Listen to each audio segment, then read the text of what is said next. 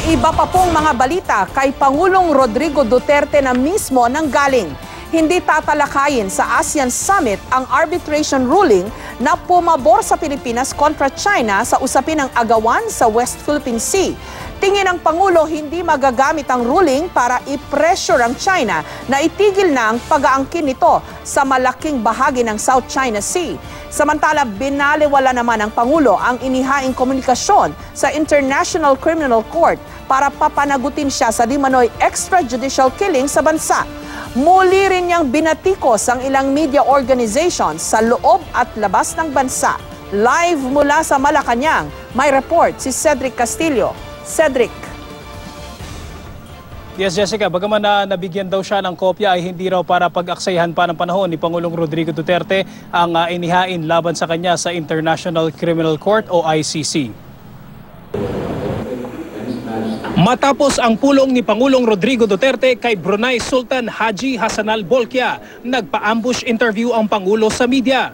Natanong ang inihain laban sa kanya sa International Criminal Court ni Attorney Jude Sabio, abogado ng witness na si Edgar Matubato. Binigyan nila lang, why would I waste my time? If I go to prison, then so be it. I haven't talked to any lawyer. But you know, the fundamental thing in our revised penal code, it is territoriality. That you can only be prosecuted in the country where you committed the crime. Binatikos muli ni Duterte ang iba't ibang media organization tulad ng New York Times na sinabi sa editorial nito kamakailan na dapat kundinahin ng buong mundo si Duterte dahil sa di umano'y extrajudicial killing sa bansa. New York Times, it's about time that their publication also must stop. I am not a worker for human rights. I am a president trying to build a nation. Maging ang ABS-CBN at pahayagang Philippine Daily Inquirer, pinag-initan muli ng Pangulo. Responsible ABS-CBN, tanggapin ninyo pera namin, hindi kalimutan mo lang ninyo. I will recover the property for the Filipino. I will get back Inquirer. You have to let go of that property. Bago ang press conference, opisyal na tinanggap ni Pangulong Duterte sa kanyang state visit sa Pilipinas ang leader ng Brunei, 2 araw bago ang ASEAN Summit sa darating na Sabado kung saan miyembro rin ang Brunei at host country naman ang Pilipinas. Ilan sa mga kasapi sa ASEAN ay kasali sa agawan sa teritoryo sa South China Sea. Natanong ang Pangulo kung isusulong niya sa ASEAN Summit ang ruling ng International Arbitral Tribunal na hindi umayon sa 9-line claim o pag-angkin ng China sa halos buong South China Sea. Code of conduct maybe, but arbitral it's only between China and the Philippines, so I'll skip that. Ayon pa kay Duterte, hindi magagamit ang ruling para i-pressure ng buong ASEAN ang China para itigil ang pag-angkin sa South China Sea. Well, then what would be the purpose also of discussing it kung wala kang magawa? But you can pressure China by way of international treaty because the side of the law. Cannot do that, you're just dreaming. Those are theories which you are dreaming. That's the Obama style. All dreams. What you go into reality? Who will dare pressure? Who can pressure China? Us? Nauna nang sinabi ni Ambassador Marciano Painor na siyang Director General for Operations ng ASEAN 2017 na dapat neutral o walang kinikilingan ang Pilipinas bilang chairman ng ASEAN kahit pa pagdating sa usapin sa South China Sea. Tugon nito sa sunod-sunod na panawagan ng mga eksperto na samantalahin ng Pilipinas ang chairmanship para maisulong ang arbitration ruling at maging bahagi ito ng binubuong framework ng Code of Conduct. Para sa ilang eksperto, ang pag-iwas daw ng ating bansa sa pagbanggit ng ruling, posibleng makitang kahinaan at maging ugat ng kritisismo. Itinanggi naman ito ng Malacanang. Tulad ng laging sinasabi ng Pangulo, matatalakay daw ang arbitration ruling sa China sa tamang panahon. Jessica, sa usapin pa rin ng agawan sa teritoryo, sinabi ni Pangulong Rodrigo Duterte na pinakamainam pa rin daw na makipag-usap sa China. Samantala, kanina lamang ay nagkaroon ng state banquet dito sa Malacanang para sa Sultan ng Brunei. At may dagdag lang natin, Jessica, bukas naman ay ang state visit ni President Joko Widodo ng Indonesia. At ayon kay Pangulong Duterte, babanggitin daw niya ang tungkol kay Mary Jane Veloso, ang OFW na nasa death row sa Indonesia, Jessica. Cedric, on the one hand, parang the president is being diplomatic sa harap ng kanyang mga dayuhang bisita, and he's obviously putting his, putting up a formal, polite stance.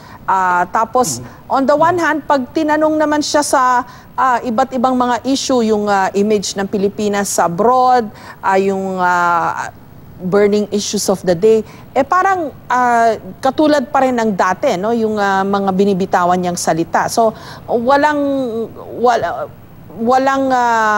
anong tawag dito, walang pagtitimbang, mukhang walang pagtitimbang na nangyayari sa kanyang parte. Tama ba yung observation ko, Cedric?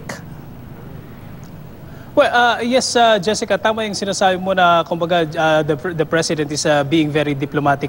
Kung yung kanyang demeanor, yung pag-uusapan natin, na kausap natin noong isang araw si Ambassador Marciano Paynor, sinasabi niya is very okay daw yung pinapakita ng Pangulo kapag umaharap siya o kapag nakikipag-usap sa mga diplomats, particularly nga dito sa darating na ASEAN Summit.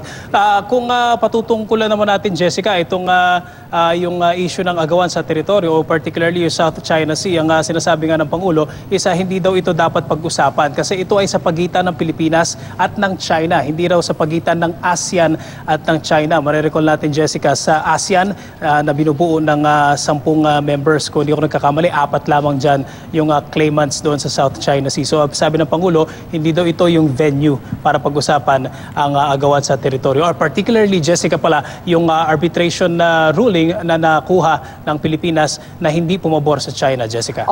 On the one hand, may mga nagsasabi na medyo parang hindi tama yon, no? Kasi pag-uusapan yung Code of Conduct ng mga bansa na nag-aagawan ng teritoryo sa South China Sea o sa West Philippine Sea, pero hindi naman pag-uusapan na natalo ang China nung tayo'y dumulog sa UN Arbitral Court, no? Na nanalo tayo dun Pero parang magkakabit kasi yung dalawang mga pangyayaring ito, pero parang compartmentalize kung tatalakayin ng gobyerno.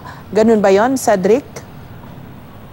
Alam mo, Jessica, kung i-analyze mo yung dalawang statements ng Pangulo, mukhang, I think, although hindi pa natin itatanong to sa Malacanang, mukhang dyan pumapasok yung paglalaro ng Pangulo dun sa geopolitics. On one hand, ang sinasabi niya is hindi niya i-bring up yung arbitration ruling because that's just between China and the Philippines. Hindi sa ASEAN. But on the other hand, sinasabi niya is ipupush daw dapat na magkaroon ng Code of Conduct. We have to remember, Jessica, kapag nagkaroon ka ng Code of Conduct, ito ay nasa pagitan ng ASEAN at ng China. So mag-a-agree ang China. Kapag nagkaroon ka ng Code of Conduct, magkakaroon ka ng set ng rules na binding na pwede mong i-pressure ang China. Sasabihin mo, hindi kayo pwedeng magtayo dyan, hindi ka pwedeng mag-reclaim dyan, hindi mo pwedeng angkinin yan. Base yan dun sa set ng rules na pinag-agreehan natin. So medyo parang sabihin nating inconsistent yung dalawang hindi angkop yung dalawang statements na yan. So on one hand, sinasabi ng Pangulo, hindi muna natin ipe-pressure o dapat i-pressure ang China. On the other hand, kailangan magkaroon tayo ng set ng rules para by which we can pressure China, Jessica. Maraming salamat sa iyo, Cedric Castillo.